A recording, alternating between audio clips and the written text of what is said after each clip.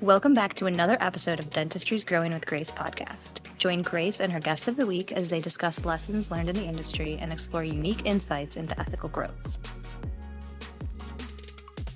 Hello, welcome back to Dentistry's Growing with Grace. I'm here with one of my favorite people, Dr. Laura. Thank you for being here with me. How are you? Hi. Yeah, I'm great. Thanks for asking. It's a beautiful day and I'm excited to be here. We have had this on the calendar for a long time, so let's get to it. Let's do it. Well, so you and I have worked together for a couple years now.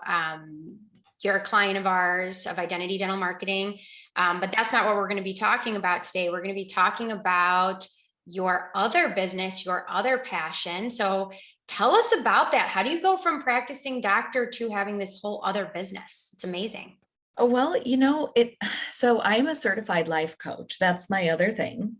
And so I have just taken all this energy into studying the brain of an average dentist, figured out what things we think that get in the way of us practicing in a joyful and successful way. And I fell into it because I got a life coach once, and it wasn't dental related. It was just like helping me with my own scarcity slump in my practice.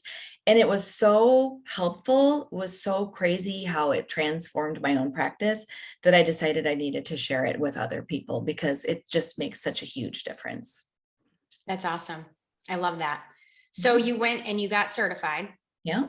Mm-hmm. And now you're helping dentists with that information, right? Yes, that's correct. I have basically, I guess you would call it a coaching or consultancy called Love Your Practice. And I only coach women who own their dental practices. And we go through kind of the common problems that our human brains create when you mix in like how a brain works and you just sprinkle in like being a dentist and owning a practice, like some of those things that get in the way of us really having joy in our practices and really loving it. We go through a 6-month program, and by the time they're done, they're reset in a way where they're more empowered to feel how they want to feel instead of overwhelm, stress, fear, scarcity, like I was talking about, all those things that I'm sure all of your listeners have experienced if they've ever owned a dental practice. Or any business.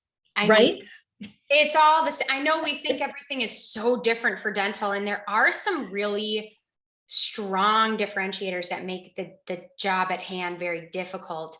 Mm-hmm. But I'm here to tell you, every business owner, myself included, we struggle with all of these things at some point. Yes. So I love it. So I know today we are going to focus on mindset and mindset blocks. Mm-hmm. What are some of the problems you're seeing in regards to mindset that's really limiting the growth of a dentist owner in business? So in order to answer that, I need to take like 2 minutes to explain a little bit about how brains work. If you think about a brain as something that biology created, okay, it's an organ that serves the organism, right? Okay. It's electrical meat that sits between our ears, okay? And its job is to filter the data that's coming in through our senses and then decide, is this good for survival or is it bad for survival? Can I use this to help pass on my genes to the next generation or not?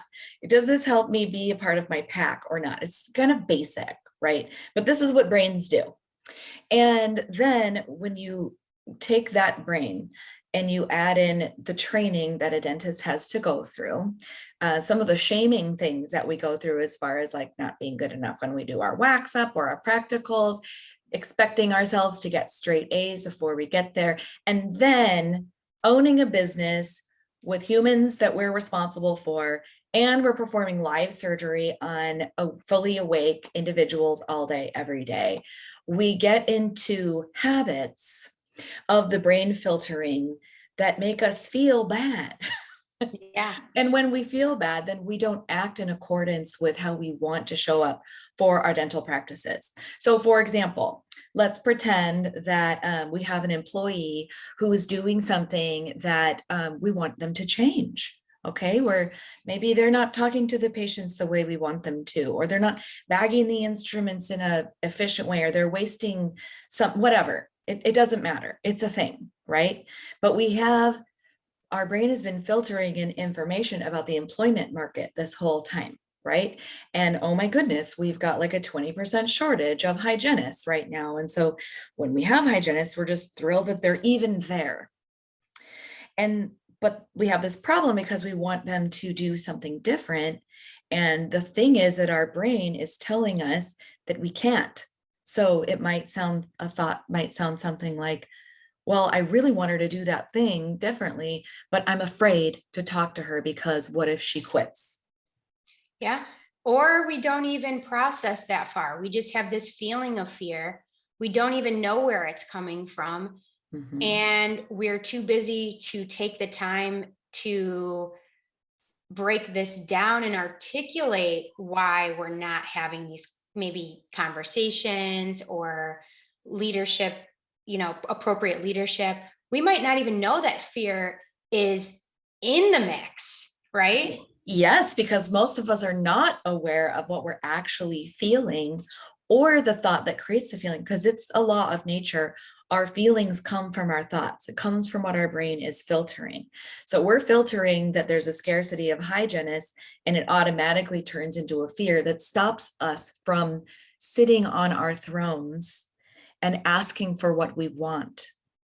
Even if it's in a nice way, we're afraid to even do it nicely because what if they leave?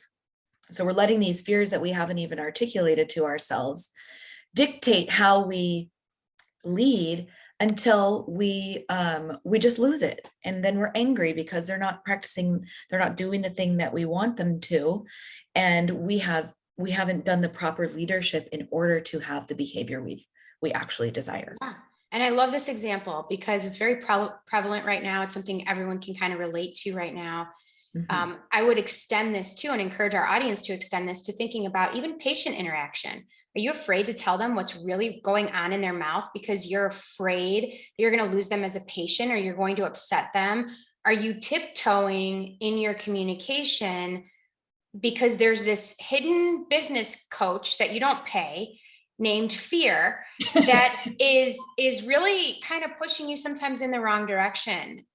So how does a person go from being in a state of unaware survival, almost like muscle memory, how you just kind of move through your day, to intentionally making some change in these areas?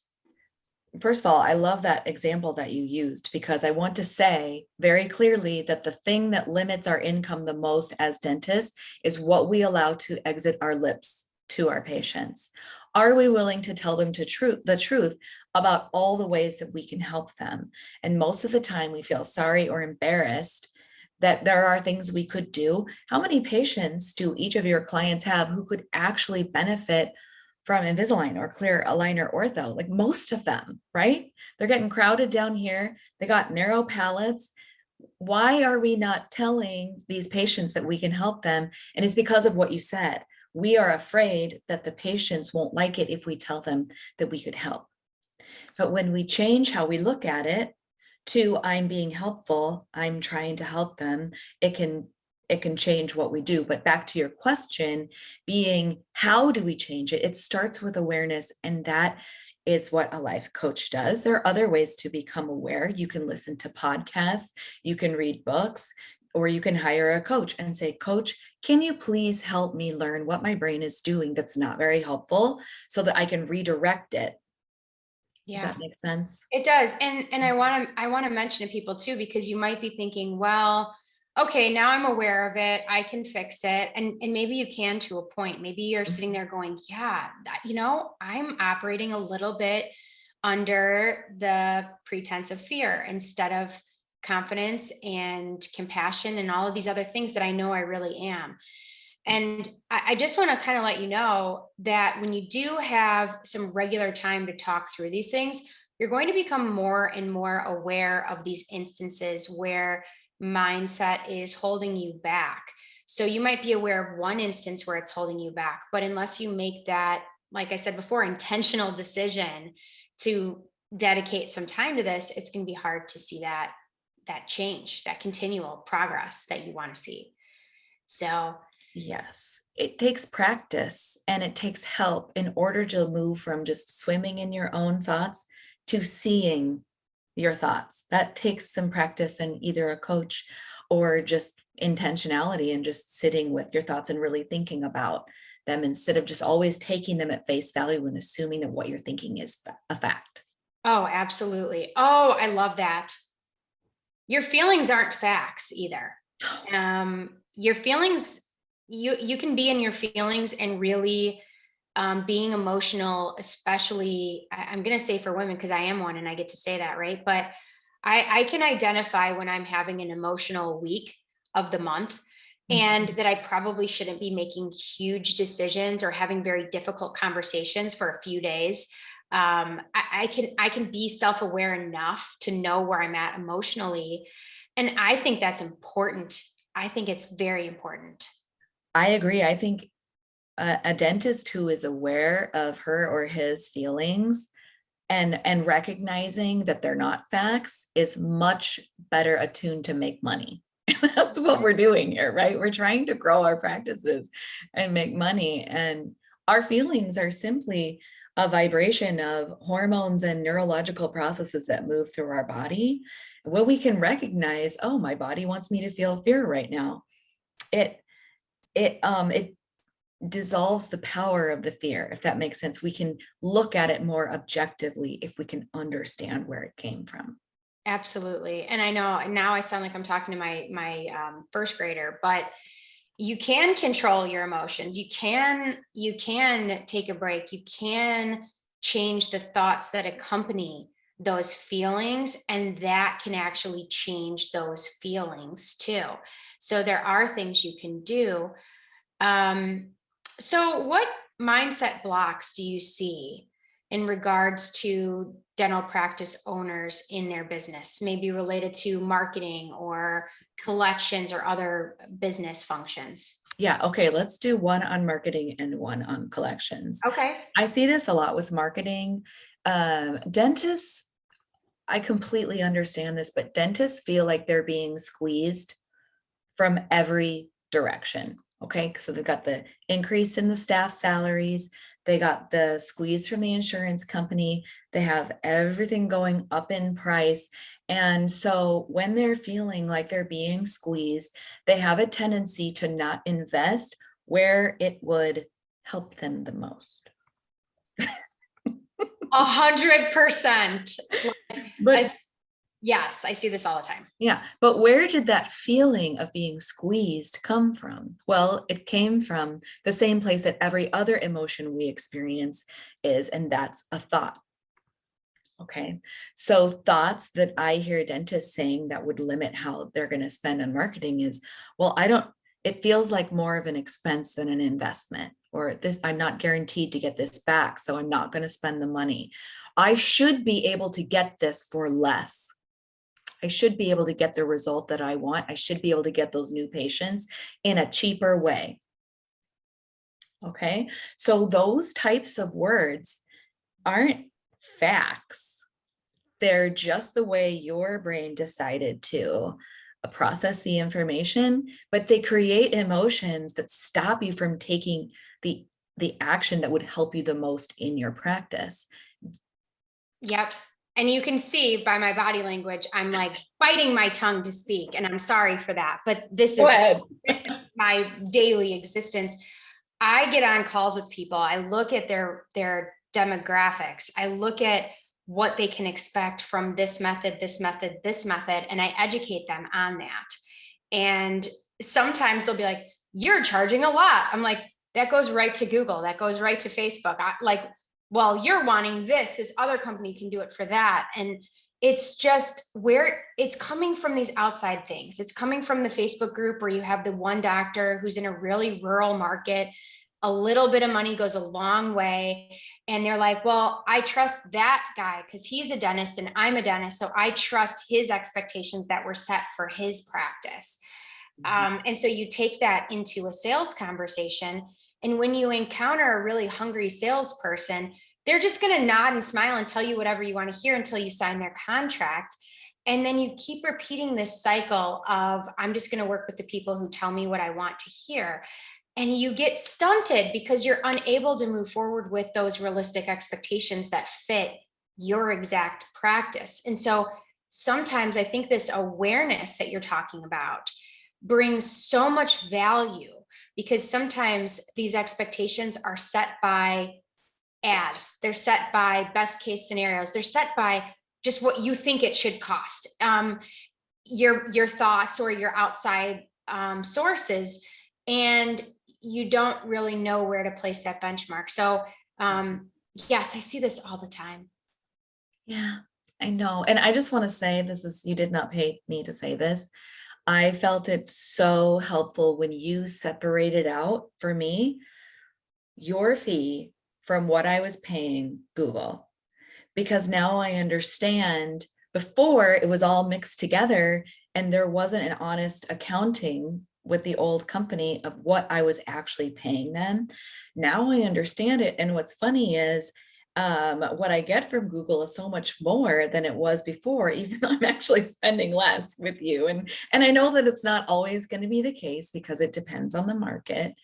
But what I propose for anyone who's having problems deciding to jump in on a marketing campaign is look at what you're thinking and decide how you would like to feel. Would you like to feel confident? Would you like to feel curious? Because curious is a safe emotion where we can gather more information. Would you like to feel excited? And ask yourself if the stuff you're thinking right now is creating that thought, or could you think something that creates curiosity? Like, I wonder what this other company could offer me, and I wonder if it will work and how will I figure that out? You're asking yourself excellent questions instead of saying, well, this should work. Every time you have the word should in your thought, you're judging something and it feels terrible every single time. Yeah, I love that. It's very helpful. And just going into that conversation with an open mind and an open heart. And there are some little tips I'll throw in before we go into the next mindset thing, but there are some little tips. One, assess the risk. What's the real risk here? I think sometimes people blow up the risk in their head into this monster that it's not. It's like, okay, you run this Google ad, maybe you've got $1,000 in ad spend, you run it for 4 months, 5 months, 6 months, and you assess what it actually produced. Then you reassess it. You're not signing your life away. You don't have to go into these big risk, big investment situations.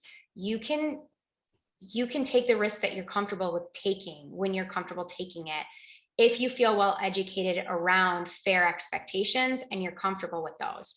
So that's my tangent.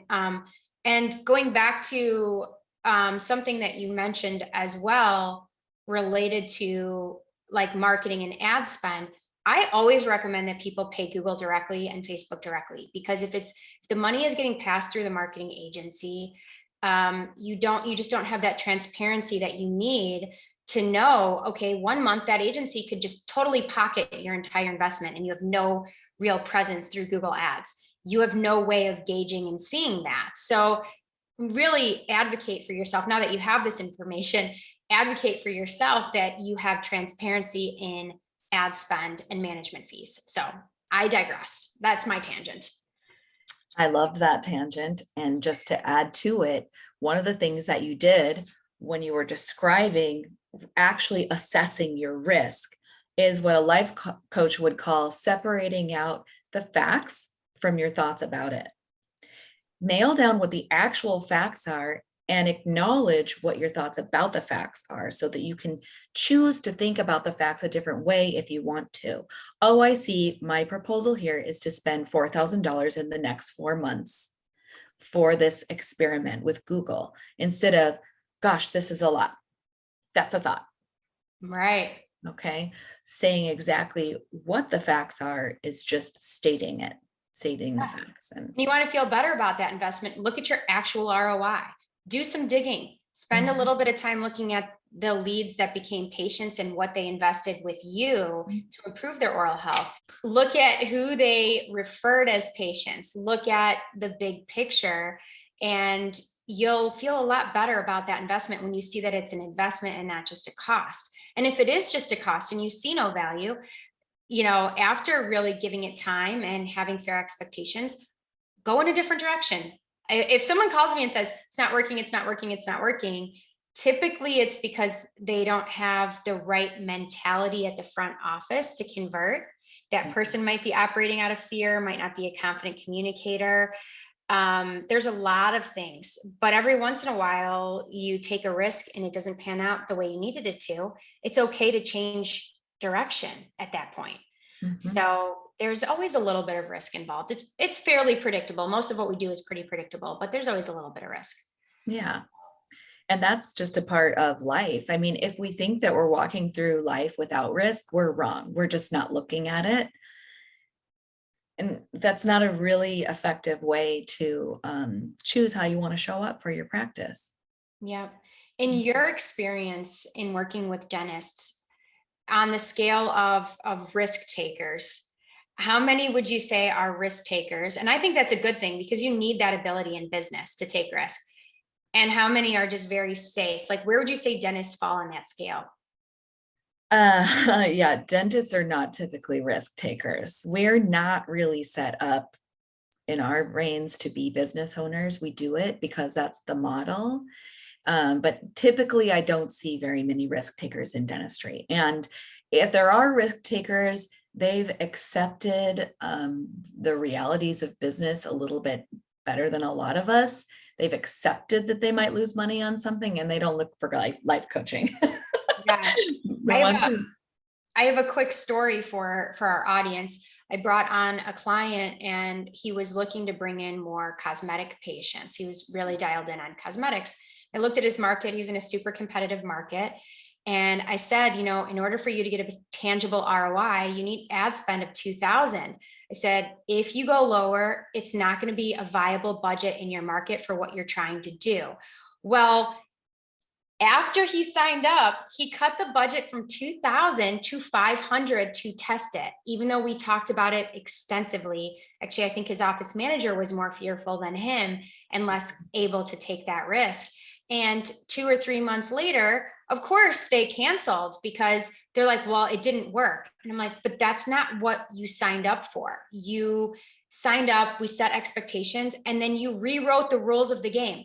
You took those, like the Monopoly instructions of how you play, ripped it up, and then you tried to keep playing the game without any money, without any pieces, without any property cards.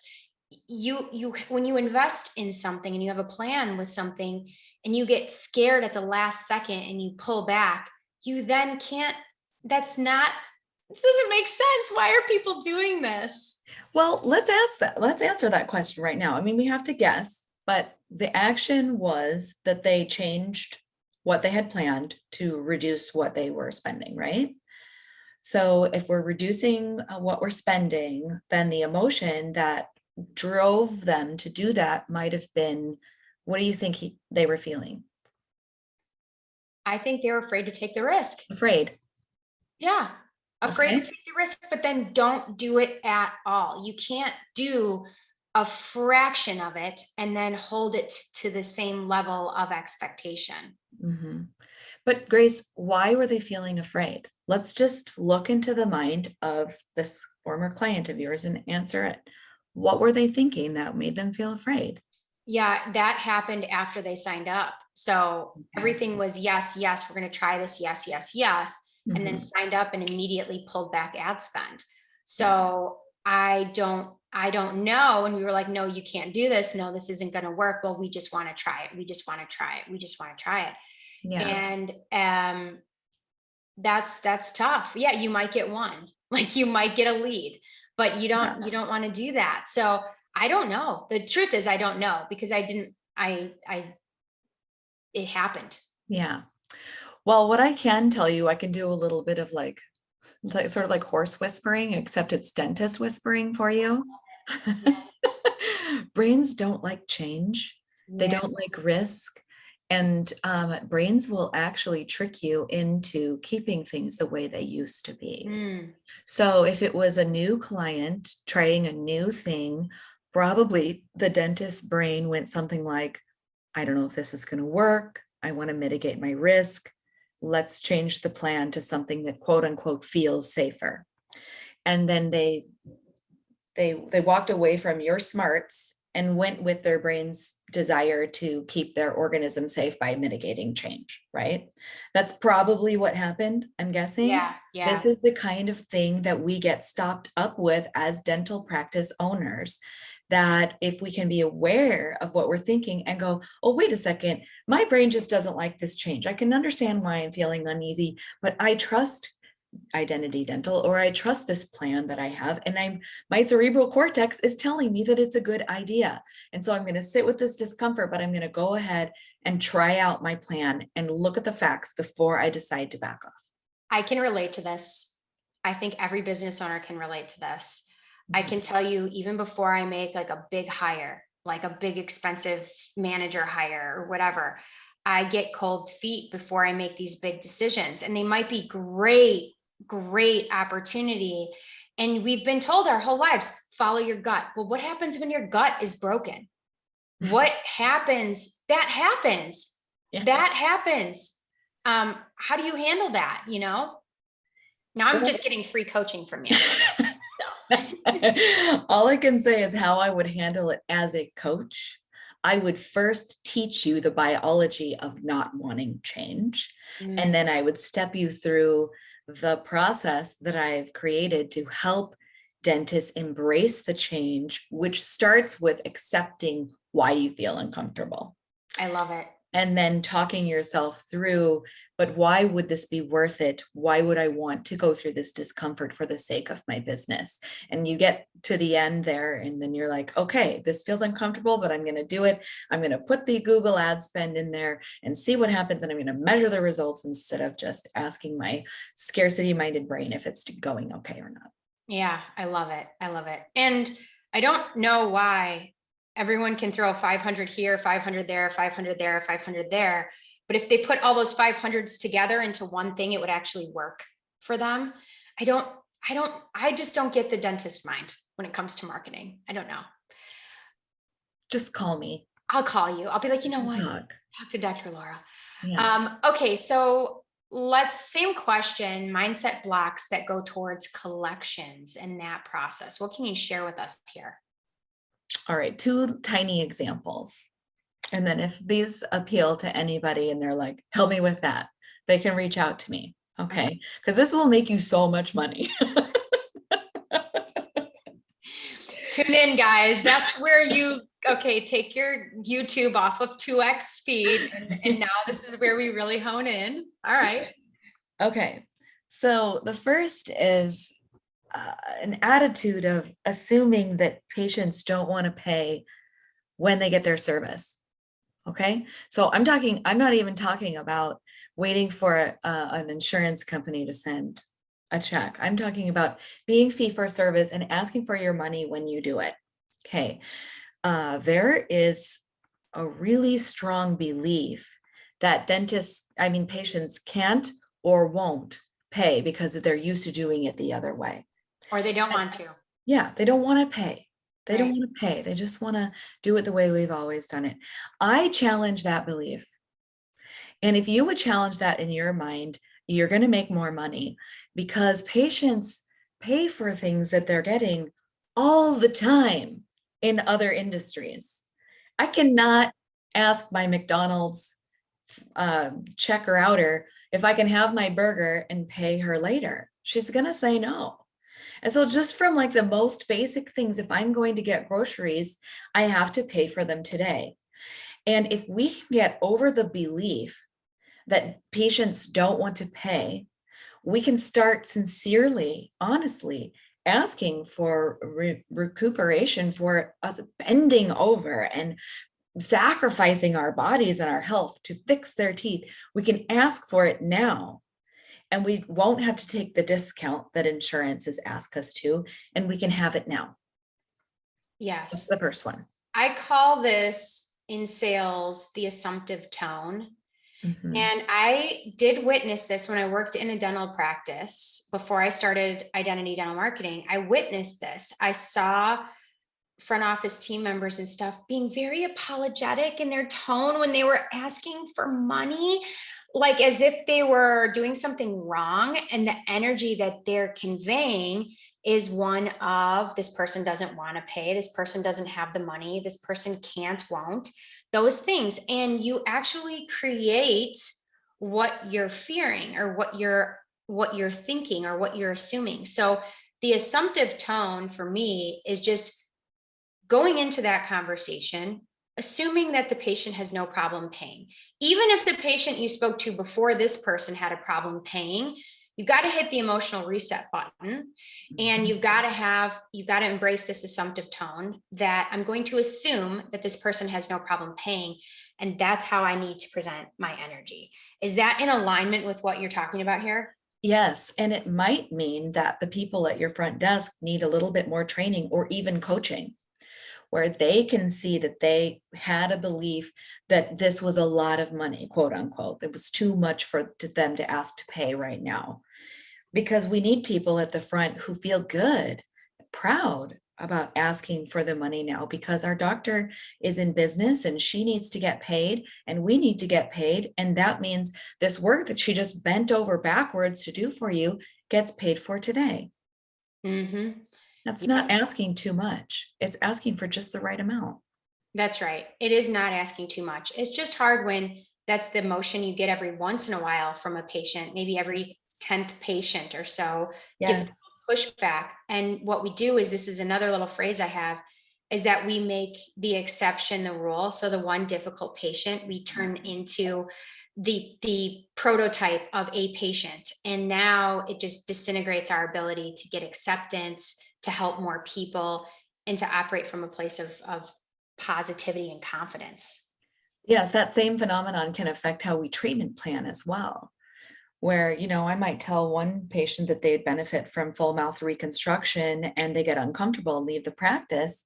And then all of a sudden, I spend the next 6 months not telling anyone who could benefit from it that I could change their life Yeah. because somebody didn't like it. And then I assume nobody wants it. Same thing with Invisalign.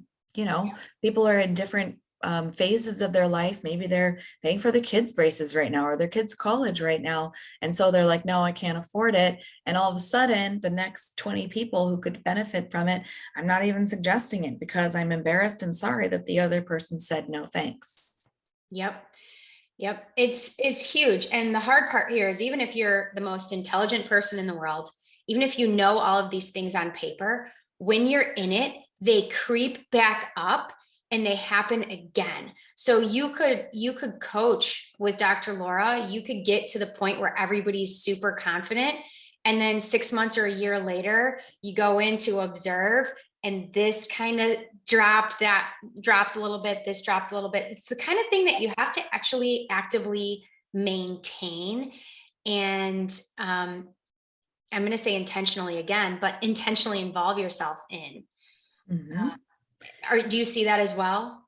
Yeah, our need to be aware of our thoughts will continue to be something that benefits from us when we look at it, because we will always be swimming in our thoughts and we will always end up assuming that they're facts until we really look at it. So, Mhm. keeping up with it by doing some intentionality practice or by keeping in touch with a coach like me can really, really benefit any practice. So this isn't on our agenda, so I'm going to throw this question at you because I love to just keep you on your toes. But can you tell us a little bit about what it looks like when you work with someone? So let's say I'm a practice owner and I reach out to you. What does that journey look like? What does the investment of time look like? Because I think some people will look at this and say, okay, it's great, but I don't have time to worry about all of this right now. How do you work with them? So typically, someone comes to me because they're feeling overwhelmed and stressed to a point where they're recognizing that they're not having fun anymore and something needs to change. They want to get back to the excitement that they felt when they bought or started their practice, they want to love it. Because if you think about it, if you love your practice, it's kind of like your baby, and then you act like you love it, and it keeps on getting better and better, right? Yeah, it's your baby that sleeps through the night and eats, and as it grows, that obedient child, Yeah, exactly. It pays you back for things. So they come to me either from my podcast or a referral, and they're like, I'm not happy anymore. And we talk, and then they end up working with me for about 6 months. We typically meet about once a week, but it ends up being about 3 times a month. And usually we can find a time that works pretty well for everybody. So it's not a huge time commitment, but I will tell you that there have been times when people have invested and then not shown up for themselves, and then it's just not very effective. So I recommend that people double check with their calendars before they give me money, because you need a little bit of time, and then awareness activities outside of the hour that we're coaching is, 5 to 10 minutes a day. Awesome. Okay. I love that. So it's not like they're going to have to do fly out for a week and get some sort of intensive. It's can fit into what they already have going on in their world. So pretty much. Yeah. Yes. And it's over Zoom. They don't have to get on a plane, like you said. I make it pretty easy. That's great. Yeah. Well, thank you. I think that we've shared a lot of great information. How can our listeners get more information about you? Mm-hmm. Yeah, I'm always looking for more people to help. So if there's someone out there who's like, oh my goodness, what if I didn't feel overwhelmed? What would change in my life? I'm your girl. And you can go to my website. It's just loveyourpractice.net. Awesome. There on my practice, you can find my podcast. I have 70 episodes there, so you can binge it all. And I have a free course that helps you set your mindset before you correct an employee, that you can sign up for from my website as well. And that's free for anybody, man or woman. You can. Awesome. So loveyourpractice.net for more information. Thank you so much for being with us today. And for those of you following along, thank you for joining our Facebook group, Dentistry is Growing with Grace, following our podcast, Dentistry is Growing with Grace, and our YouTube channel under Identity Dental Marketing. If you need any help growing your practice, attracting the right new patients for you, improving your digital footprint, just reach out. I do offer complimentary marketing planning sessions. You can find me at identitydental.com. Thank you so much. Thank you, Dr. Laura. I appreciate you being here. Everyone have a great day.